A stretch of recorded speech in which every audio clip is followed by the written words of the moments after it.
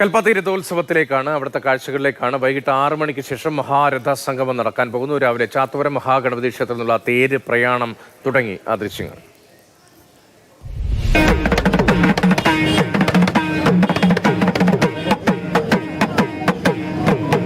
കൽപ്പാത്തി രഥോത്സവത്തിന്റെ 3-ാം ദിവസം വലിയ തിരക്കാണ് കൽപ്പാത്തിയിലാകെ നടക്കുന്നത്.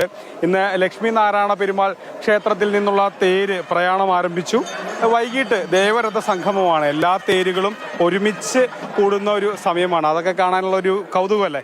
അതെ, തീർച്ചയായും വലിയ കൗതുകം തന്നെയാണ്. മാത്രമല്ല, പാലക്കാടിനെ സംബന്ധിച്ച് നമുക്കറിയാം വലിയ ചൂടാണ്. ഈ കനത്ത വെയിലിനെ പോലെ വകവയ്ക്കാതെ നോക്കിയാൽ മനസ്സിലാവും. ഇന്നലെ കഴിഞ്ഞ ദിവസം നമ്മളിവിടെ വന്നപ്പോൾ ഇവിടുത്തെ ആളുകൾ പറഞ്ഞത്, ഇന്നത്തെ ദിവസത്തെ ഇവിടുത്തെ ഒരു തിരക്ക് എന്ന് പറഞ്ഞാൽ മുകളിൽ നിന്ന് പൊടി എറിഞ്ഞാൽ ആ പൊടി താഴെ വീഴില്ല, അത്രമാത്രമാണ് എന്ന് നമുക്കത് കാണുമ്പോൾ മനസ്സിലാക്കാൻ സാധിക്കും.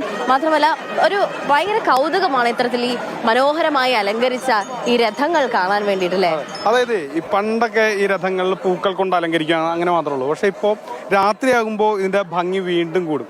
കാരണം പ്രത്യേക തരത്തിലുള്ള LED ലൈറ്റുകൾ, പിന്നെ ഈ അഗ്രഹാരത്തിന്റെ വീതിയിലൊക്കെ തന്നെ പലതരത്തിലുള്ള ലൈറ്റ് സജ്ജീകരണങ്ങളൊക്കെ ഒരുക്കുന്നുണ്ട്. അപ്പോൾ രാത്രി ഇത് കാണാൻ വേറൊരു വൈബാണ്. വീടൊരുങ്ങി നാടൊരുങ്ങി കൽപ്പാത്തി തേരൊരുങ്ങി.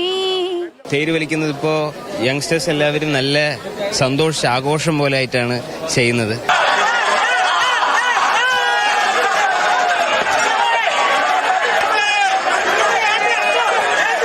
ഇപ്പോൾ വിശാലാക്ഷി സമേത വിശ്വനാഥ ക്ഷേത്രത്തിലെ 3 തേരുകളും ഇവിടെ തന്നെയുണ്ട്. അതും വൈകിട്ട് പ്രയാണം നടത്തും.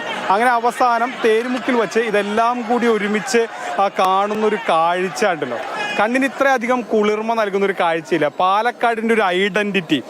പല സ്ഥലങ്ങളിലും പല ഉത്സവങ്ങളിലൊക്കെ തേര് രഥപ്രയാണങ്ങളൊക്കെ നടക്കാറുണ്ടെങ്കിലും ഇത്രയധികം ആളുകൾ കൂടുന്ന, ഇത്രയധികം രസം തരുന്ന, ഇത്രയധികം തേരുകൾ ഒരുമിച്ച് കൂടുന്ന ഒരു ഉത്സവം വേറെ ഉണ്ടോ എന്നുള്ളത് സംശയമാണ്.